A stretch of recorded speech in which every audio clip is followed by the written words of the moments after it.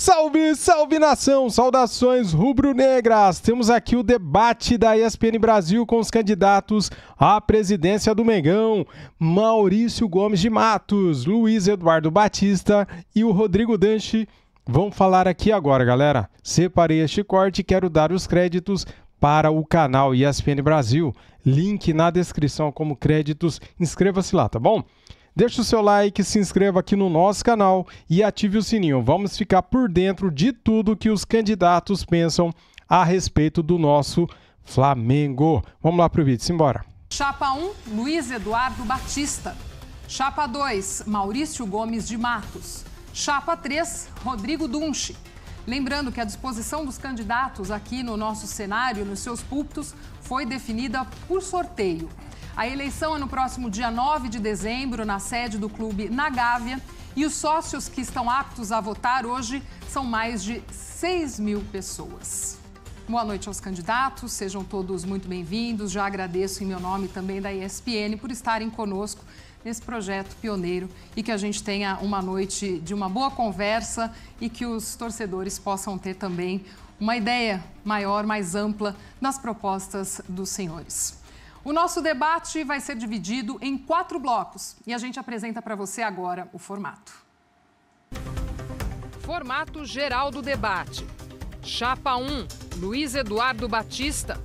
Chapa 2, Maurício Gomes de Matos. Chapa 3, Rodrigo Dunche. Primeiro bloco. Perguntas e respostas entre os candidatos a respeito do tema gestão.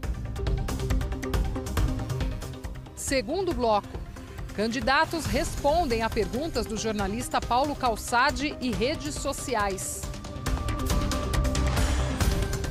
Terceiro bloco, perguntas e respostas entre os candidatos a respeito do tema futebol. Quarto bloco, considerações finais. Direito de resposta. Caso considere ter sido ofendido, o candidato poderá pedir direito de resposta. A coordenação editorial, com o apoio do Departamento Jurídico da Disney, vai analisar. E, em caso positivo, o candidato vai ter 1 minuto para a defesa. Muito bem, vamos então agora às regras deste primeiro bloco do nosso debate. Regras do primeiro bloco. Perguntas e respostas entre os candidatos a respeito do tema gestão. Cada candidato pergunta e responde 2 vezes.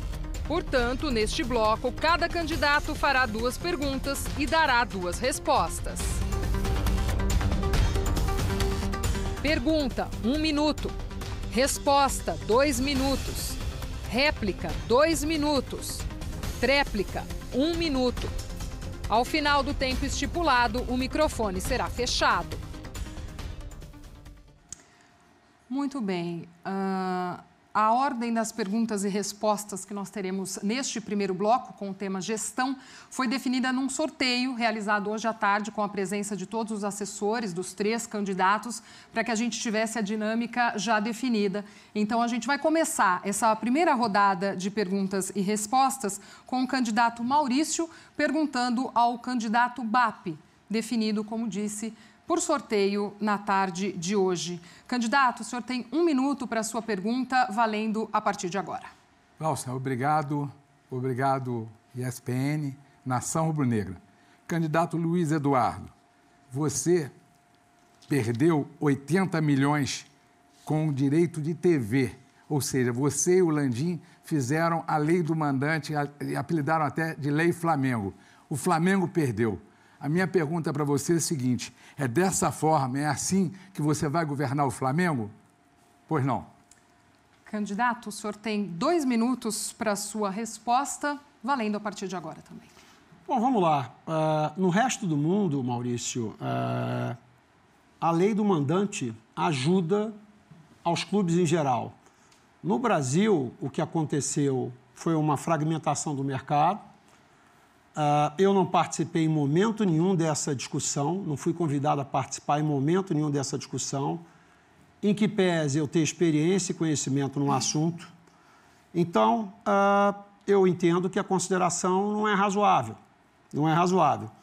Mas, ainda assim, nós temos outras possibilidades, Maurício, que estão ligadas ao que esse contrato que foi negociado aparentemente aponta. O contrato atual fala de que você poderia receber o sinal limpo internacional para que o Flamengo possa fazer a venda desse produto fora do Brasil. Então, isto acontecendo, isso pode gerar um dinheiro para o Flamengo nas 19 partidas que o Flamengo teria direito. E se você tiver pessoas que entendam de mercado e que possam sindicalizar os direitos junto a outros clubes menores, nós poderemos seguramente tirar mais dinheiro disso aí. Mas quando você fala do processo como um todo, da negociação como um todo, realmente ela tirou do Flamengo 80 milhões por ano, na medida em que quem é especialista não estava presente nisso. Nós temos aqui pessoas que representaram o Flamengo e que negociaram isso e que se sentiram muito confortáveis e que apresentaram isso para o Conselho Deliberativo do clube quando da aprovação. E naquela ocasião, o que muita gente acabou considerando era de que era menos dinheiro para o Flamengo, mas havia um medo e um risco de você, ao invés de não ter 200 milhões, você ter muito menos do que isso. E isso foi aprovado nessas circunstâncias nas quais eu não participei de forma nenhuma.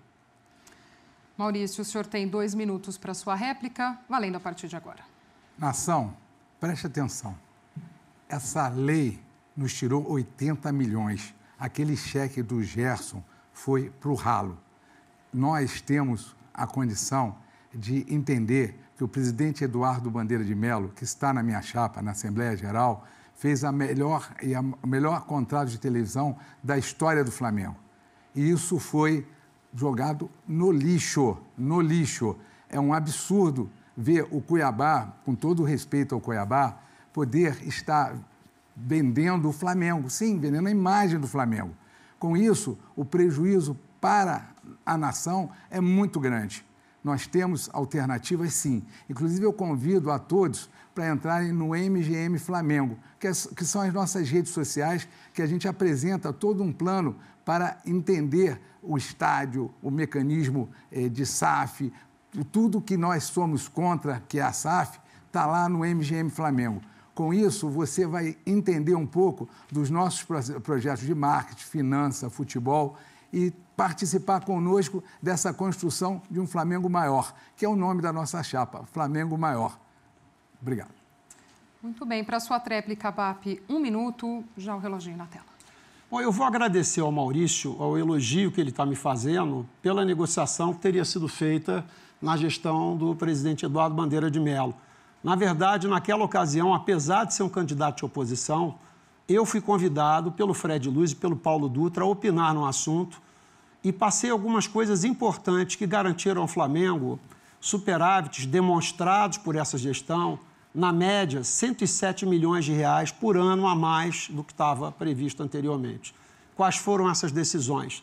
De que o Flamengo devia ter um contrato separado de todos os outros, o Flamengo era muito maior, o Flamengo tinha direitos diferenciados, isso foi reconhecido no contrato, e que estes direitos é que garantiram, de uma certa forma, o desconforto de outros clubes, porque nós, à época, apostamos que o mercado não iria crescer, que o mercado iria ficar do mesmo tamanho, e o Flamengo apostou nisso por conta da minha experiência e tirou uma grande vantagem disso, Maurício. Então, eu participei ativamente neste contrato que você elogia. Muito bem. Agora teremos a pergunta do candidato BAP ao candidato Dunche. O senhor tem 1 minuto para essa pergunta, BAP. Fique à vontade. Rodrigo, vocês têm falado muito em manutenção do que está aí, em continuidade do que está dando certo, né? Então, o seu plano fala basicamente em reduzir despesas, melhorar a gestão de fluxo de caixa. Porém, as finanças do clube, resultados até setembro, que não foram apresentados no prazo, que seria até dia 15, apontam resultados preocupantes. A dívida da gente cresceu 800%, chegando a mais de 450 milhões. Em dezembro do ano passado era de 48. E esse endividamento vai muito além da compra do terreno do nosso estádio, que representa menos da metade do valor dessa dívida. Com isso, você teve, e outros investimentos que foram feitos agora no final de mandato, você tem uma situação em que o caixa da gente despencou. Que providências você entende que devem ser tomadas para reverter estes resultados? Onde é que vocês falharam nas finanças do clube? Dunschi, o senhor tem para a sua resposta 2 minutos, também já valendo. Bom, obrigado pela pergunta. Na verdade, é uma forma de contar as finanças do Flamengo que não corresponde à realidade. O Flamengo não tem endividamento nenhum. O Flamengo tem obrigações a pagar. O Flamengo fez investimentos. Investimentos que não foram decididos só pela diretoria. Esses investimentos foram decididos pelo Conselho Deliberativo do clube. A gente comprou um terreno do estádio. Historicamente, ele foi aprovado no Conselho Deliberativo por 602 votos contra 33 a favor. E algumas pessoas da sua chapa foram embora sem votar. Né? Foram embora sem votar porque não acreditam no estádio. Então, o Flamengo não tem dívida. Dívida é quando o Flamengo tem dívida bancária, está devendo ao governo federal. O Flamengo não tem nada disso. O Flamengo tem obrigações a pagar. O Flamengo fez investimento num estoque de jogador grande, optou por não vender esse ano porque teve muita lesão, todo mundo sabe, né? Nosso ataque inteiro se lesionou, a gente teve que trazer um outro ataque. E esse ataque que a gente trouxe, jogou e foi campeão, né? Isso que incomoda vocês. Então, a gente tem a história de contar sobre as finanças do Flamengo está totalmente equivocada. O Flamengo tem obrigações a pagar. Obrigações por jogadores que adquiriu e também pelo fato de não ter vendido jogadores. Então, a gente tem um estoque de jogador. Nosso patrimônio cresceu 398 milhões só esse ano. E a gente fez investimento porque a gente tinha dinheiro em caixa, né? Hoje, a gente tem 45 milhões de dinheiro em caixa. E a gente não atrasou a entrega de orçamento coisíssima nenhuma. Isso é uma grande mentira. O prazo da entrega do orçamento é hoje, foi entregue hoje, provavelmente já foi entregue, lógico, já está tarde. E o orçamento foi entregue no prazo, porque hoje é o primeiro dia útil, depois do dia 15, né? Então, estava feriado no Rio de Janeiro, no dia 15 de novembro, no Brasil inteiro. Entregamos um orçamento bonitinho, lindo, e o Flamengo está muito bem financeiramente. Não acreditem nas mentiras da oposição. Nós não temos dívidas, nós temos obrigações a pagar e nós fizemos investimentos maravilhosos. Crescemos o patrimônio do Flamengo em 398 milhões. O senhor tem 2 minutos também para a réplica, candidato, já na tela. Bom, vamos lá.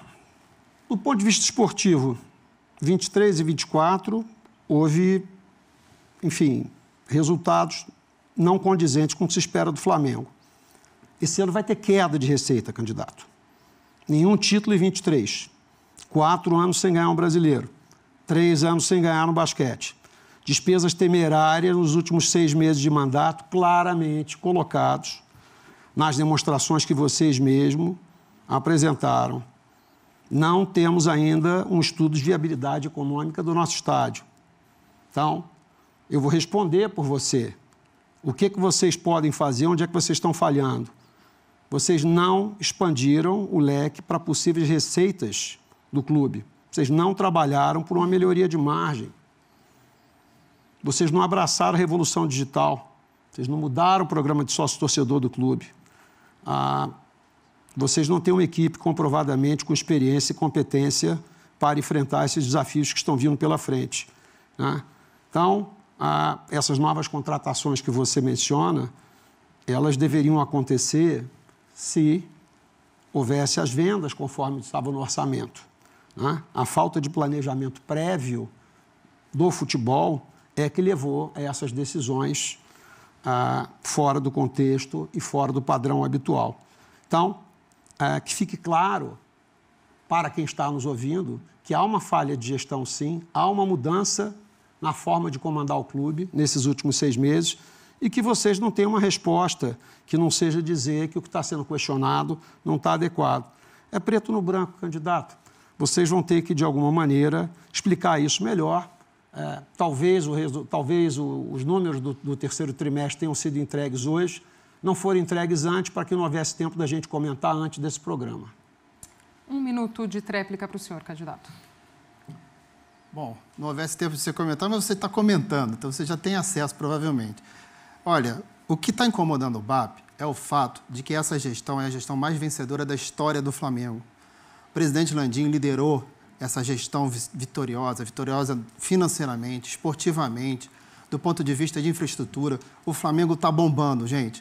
O Flamengo está muito bem. Isso incomoda ele. Incomoda muito mais porque o BAP ficou até 6 meses atrás, 5 meses atrás, implorando para ser apoiado pelo presidente Landim. Até então, o presidente Landim era o melhor cara do mundo, tinha a melhor gestão do mundo. E agora, simplesmente porque ele não apoiou o BAP, ele tenta criar uma narrativa, né, que ele ficou lendo ali, que é uma narrativa de que as coisas estão ruins. Não estão, gente, não estão.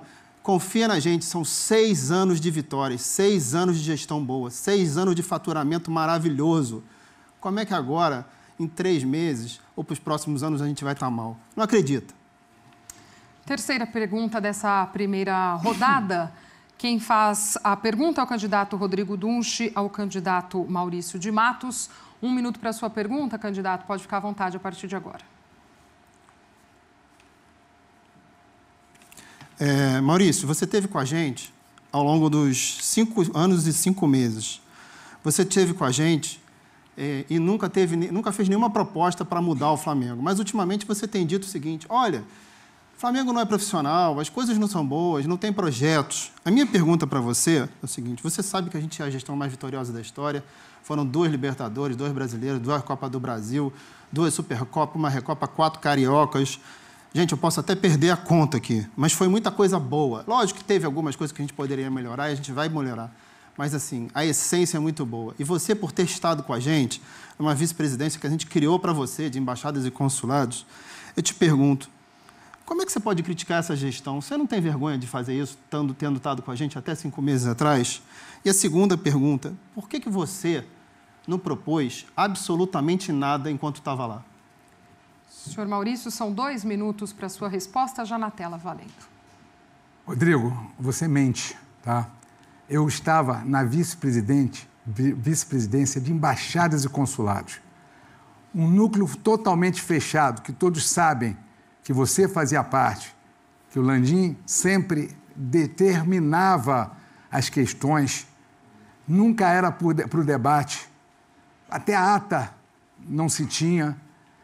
Eu tentei participar logo no início em algumas sugestões e não fui bem aceito, como, por exemplo, a questão do ninho. Logo no princípio, eu já fui ressaçado, eu já fui criticado, porque a minha visão era que o Flamengo tinha que ter uma condição totalmente diferente com as famílias. O Flamengo tinha que manter o nome dos 10 garotos do ninho, dos nossos filhos, no museu. Na capela do CT, os nichos estão lá e foi pedido e foi me dada a condição de ser um interlocutor e até hoje não se tem resposta. Então, Rodrigo, numa gestão totalmente fechada, onde só uns poderiam ter acesso e o presidente totalmente centralizador, ninguém pode falar, ninguém quer ouvir. E a minha gestão é exatamente pegar a condição de crítica e conduzir com o carro andando. Então, nós temos estudo para o estádio, nós temos estudo para o futebol, para a não SAF, porque foi o Rodrigo Rotz que criou a condição da emenda de não ir pelo deliberativo e passar a ser Assembleia Geral, uma equipe totalmente qualificada. MGM Flamengo, nossas redes, você entra no nosso acesso e você conhece as nossas propostas. É mentira, Rodrigo. São mais 2 minutos, Rodrigo, valendo. Maurício, você acabou que não respondeu a minha pergunta, né? Você não fez nenhuma proposição e, na verdade, Maurício, você tinha um cargo de uma pasta. Se você fala de profissionalismo, mas você está numa pasta que você tem atribuição específica, você querer governar o clube no geral é totalmente antiprofissional, é totalmente amador. Quem profissionalizou essa gestão foi a gente, né? A gente trouxe para o Flamengo várias ferramentas do meio empresarial para um clube associativo. Hoje, o Flamengo tem a central de bens e serviços, de contratação de bens e serviços, que eles eram espalhados, cada um contratava uma coisa, era um desperdício de dinheiro. Hoje em dia, a gente tem uma Big Four auditando, a primeira Big Four, o primeiro clube da América Latina tem uma Big Four auditando ele. Nós temos um clube que está com excelente gestão, né? É um clube que está maravilhosamente bem gerido. As finanças do clube saíram de 500 milhões na gestão que você era o vice-presidente para 1,370 bilhão. A dívida que era de 500 milhões praticamente zerou no ano passado. O nosso clube cresce cada dia mais. Nós investimos no estádio, nós investimos em jogadores, Nós estamos bem demais para continuar com o Flamengo no ano que vem. É impressionante que você, tendo participado dessa gestão, não reconheça a mudança de patamar. Foram 13 títulos, 21 finais, medalhas olímpicas no esporte olímpico.